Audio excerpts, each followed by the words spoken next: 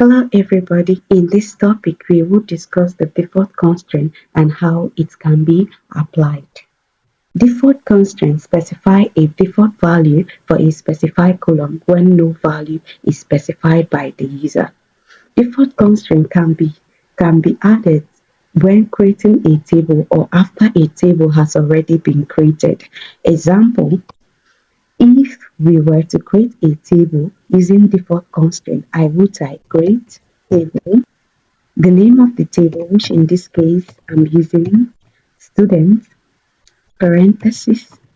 Inside the parenthesis, I will list out the name of the title of all my columns, which in this case we have student ID and the data type is int, then a comma, enter. We have course title and the data type here is char and max is 20, then a comma. We have another column as state. The data type is varchar and we have here 20 as well. We enter this and then include our semicolon. Let's add default. To add default, simply use the keyword default, then here in this case I'm using Lagos. I'll put it in quotes. Okay, so this is how a default can be set. I can go ahead to execute this statement and it will be successful, but I don't want to execute this statement because I already have a table name student. So technically this will not work, though this is how to create a new table with a default constraint. So let's select to see our existing table student.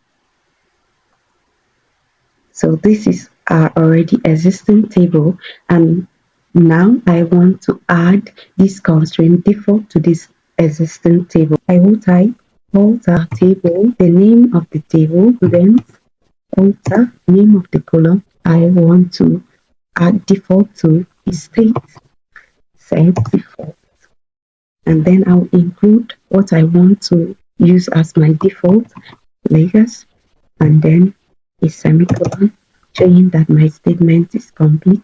So this is how to add the default constraint to an already existing table. Let's execute this statement. Okay, this is successful. So now I can go ahead to insert new rows into this table to test the default constraint. So to insert new rows into this table, I will use insert into student, which is the name of the table, and then values and parentheses. Here we are using 3 parentheses because we want to add 3 rules. Inside this parentheses, we will add 003 as our student ID, and the course that our student is studying is, in this case, is computer. And then we have the next student as 004 and her course is math. We have 005, comma, the course she's studying is data science. And then we are adding a comma here to separate the columns, another comma here to separate this column, and the last one we have to add a semicolon. Okay, notice something here. I'm not including the state, right?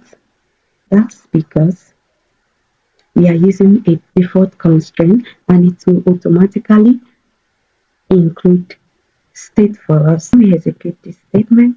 This is showing error because while doing this, we were supposed to have listed the names of columns here, add a parenthesis, and inside the parenthesis include the column that you want your data be included in. So in this case, we want to see it in student ID, comma, and in our course title. Okay, so if I execute this, it will be successful. Let's try it out. This is successful, right? It has already generated Lagos for us. Let's select so we can see how the table looks like. See, it has added Lagos, Lagos, Lagos for us. So this is how a default constraint can be used. Okay, next, let's see how we can insert values with the state. So you'll type insert into the name of the table students, then values, parentheses.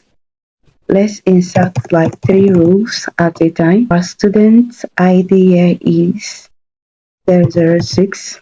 The course title is English. She is from Enugu. Next, we have our student as 007. Course title as Tourism. Is from Zamfara. 008. Course code Economics. State of origin Anambra.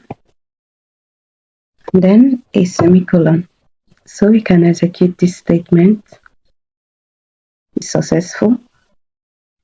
Did you notice that in this case I included the state and it was this successful?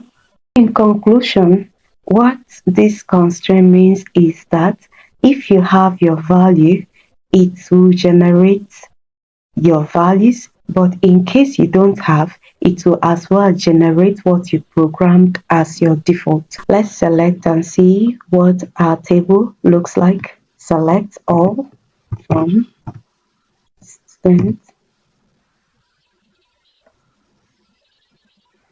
Okay, so this is our table. Our students ID as 6 is having English and J is from Enugu. Student number 7 is having tourism from Zamfara, and student number 8 is having economics from Anambra.